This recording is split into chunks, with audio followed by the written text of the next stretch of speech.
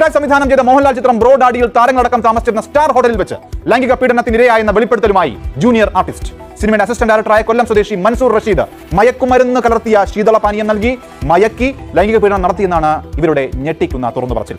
2023 Hyderabad police ഇതുമായി ബന്ധപ്പെട്ട ഇവർ പരാതി നൽകിയിരുന്നു. സംഭവം നടന്ന ശേഷം പൃഥ്വിരാജിന്റെ മാനേജറോടക്കം പരാതി പറഞ്ഞിട്ടും എമ്പുരാൻ എന്ന ചിത്രത്തിന്റെ ആദ്യ ഷെഡ്യൂളിൽ പ്രതിയെ ഉൾപ്പെടുത്തിയെന്നും ആരോപിക്കുന്നു. ആദ്യം ആ പ്രതികരണത്തിലേക്ക്.